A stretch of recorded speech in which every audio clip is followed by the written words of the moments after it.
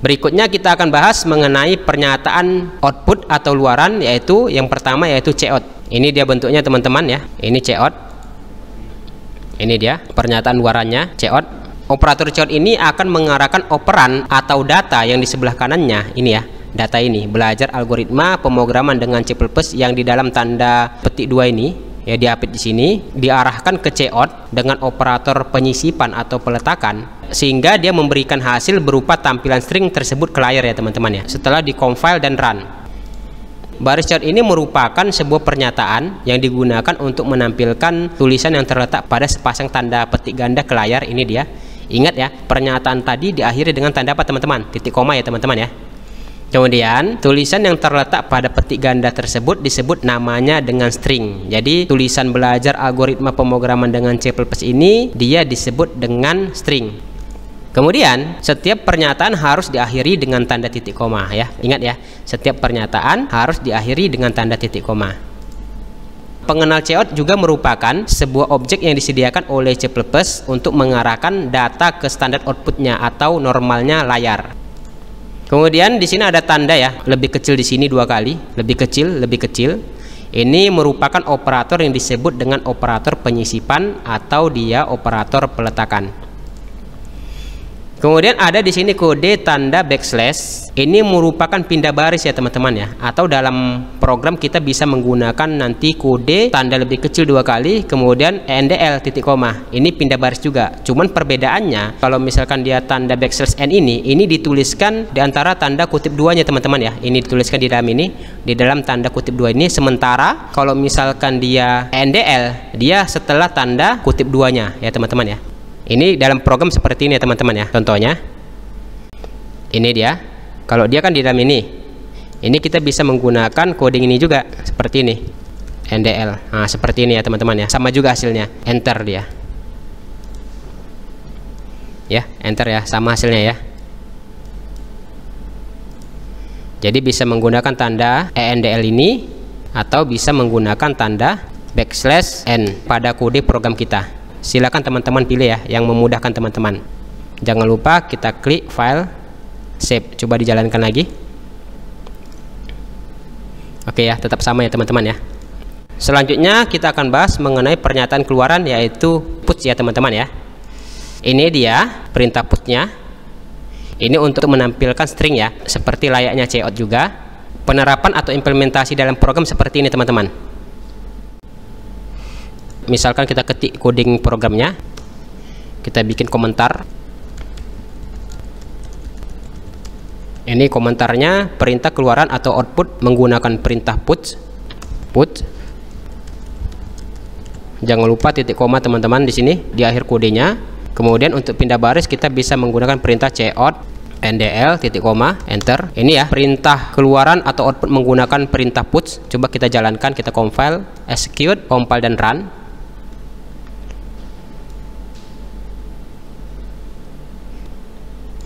Ini dia teman-teman ya, kalau belajar algoritma ini perintah cout, sementara untuk tampilkan data dengan perintah puts ini dia menampilkan stringnya dengan perintah puts ya teman-teman ya. Jadi bisa menggunakan cout maupun puts di sini.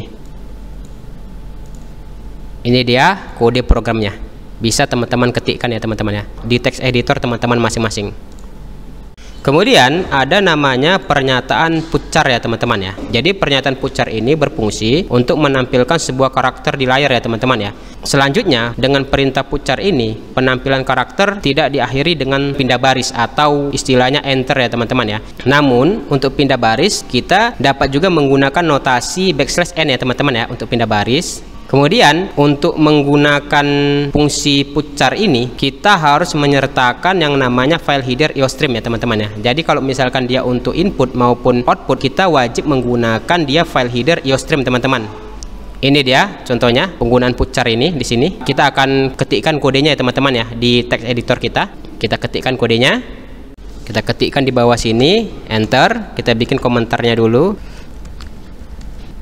Komentarnya kita buat perintah keluaran atau output menggunakan kode putchar, enter. Kita ketikkan putchar di sini.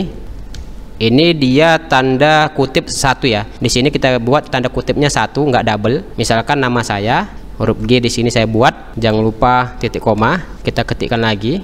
Ini kita copy saja ya teman-teman ya. Kita copy atau Ctrl C, enter. Kemudian kita paste ya teman-teman ya. Atau klik kanan, paste, Ctrl V. Misalkan U lagi di sini, enter. Kita Ctrl V, paste, N, Ctrl V, paste, paste lagi. Nah ini dia teman-teman, misalkan ada pucar G U N T U R ya teman-teman ya. Coba kita jalankan, execute, kemudian kita pilih di sini compile dan run. Ini ya teman-teman ya, ini kata-katanya Guntur ini. Coba kita tambahin codingnya. Cout ndl 2 kali, ndl titik koma. Kita jalankan di sini, execute, compile dan run. Maka di sini akan tampil tulisan Guntur ya teman-teman ya, seperti yang kita tuliskan di sini. Artinya penggunaan kode pucar di sini, ini yang sudah saya jelaskan tadi, yaitu bahwa penampilan karakter tidak akan diakhiri dengan pindah baris ya teman-teman ya. Namun kalau misalkan kita mau menggunakan pindah baris, kita bisa menggunakan notasi backslash n pada kode kita. Mungkin di sini GUN di sini, kemudian kita enter ya kata TUR ini ya teman-teman ya. Coba kita buat. Kita bisa menggunakan di sini, ini di sini kode seperti ini ya teman-teman ya. Saya tambahkan pucar ini, kemudian tanda backslash n pada kode kita. Jangan lupa di sini kita buat titik koma. Coba kita execute, kemudian kita compile dan run. Nah ini ya, ini yang maksud saya teman-teman ya. Maka setelah G, karakter G ini akan disambung dengan U, baru N, kemudian di sini perintah backslash N ya teman-teman ya, enter ya. Maka akan dilanjutkan dengan penulisan atau penampilan string T, U, dan R teman-teman. Jadi bisa teman-teman gunakan seperti itu teman-teman. Penulisannya juga bisa seperti ini teman-teman ya. Bisa juga seperti ini, di satu baris nggak masalah. Seperti ini nggak masalah. Execute, compile, tetap menghasilkan hasil yang sama. Jadi yang dibaca itu bukan aturan penulisannya, tetapi kodenya ya teman-teman ya. Walaupun dia ditulis dalam satu baris, dia yang dibaca kodenya. Ini kita bikin komentar saja dulu supaya dia tetap menyatu ya teman-teman ya. Execute, compile, dan run. Ini dia. Ketika dibuat komentar, dia tidak akan dijalankan ya kode ini ya. Selanjutnya di sini ada pernyataan keluaran juga ya teman-teman, yaitu namanya pernyataan printf ya teman-teman ya. Ini dia contohnya. Ini printf. Kalau misalnya kita lihat, dia bentuk umumnya seperti ini ya teman-teman ya. Ada printf kurung pembuka, kemudian ada tanda kutip 2 di sini, baru kemudian dilanjutkan dengan pernyataan, kemudian ada penentuan format dari tipe argumen yang akan kita tampilkan, baru selanjutnya ada argumennya.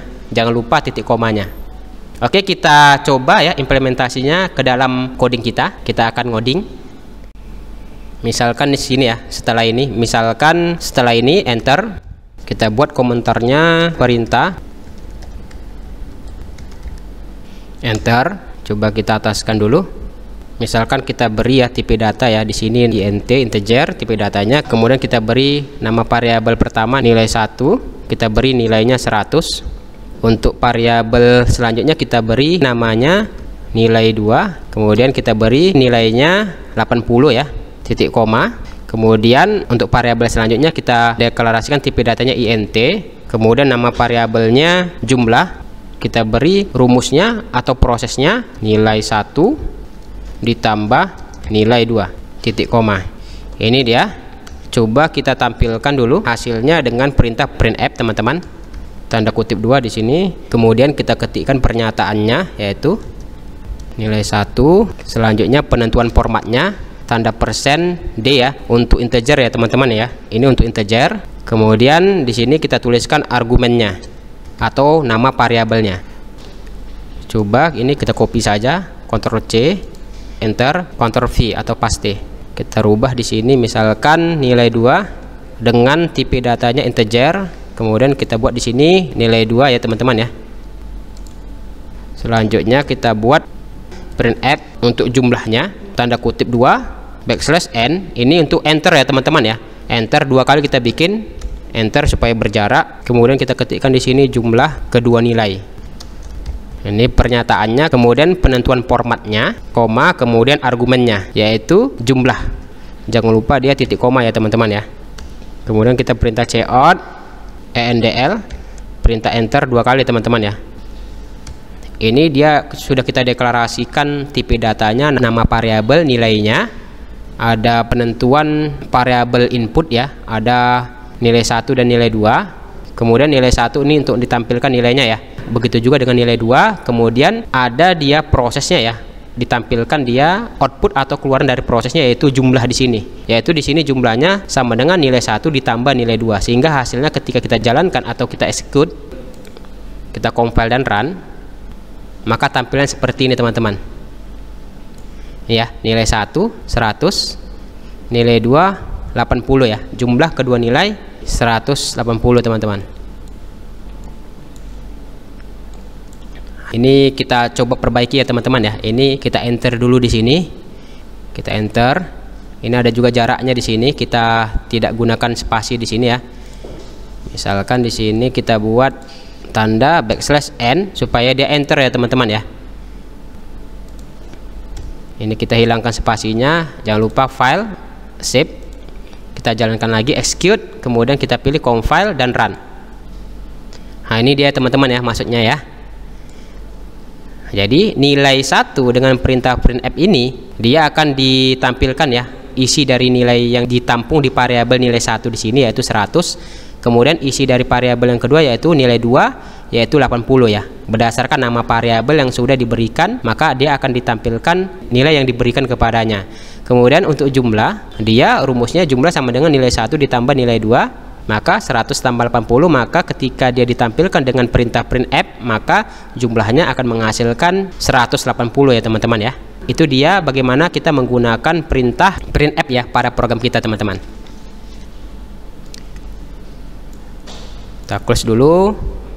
Yang penting bentuk umumnya seperti ini teman-teman ya. Printf pernyataan, kemudian ini persen penentuan format diapit dengan tanda petik ganda di sini, kemudian ada argumen di sini. Selanjutnya di sini ada lanjutan dari pernyataan printf ya teman-teman ya.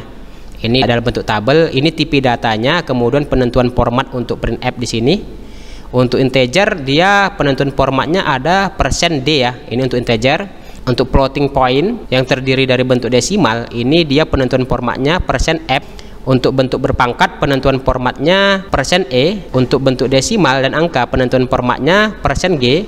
Kemudian untuk double precision penentuan formatnya %lf. Kemudian untuk tipe data unsigned integer penentuan formatnya %u. Untuk long integer penentuan formatnya %ld.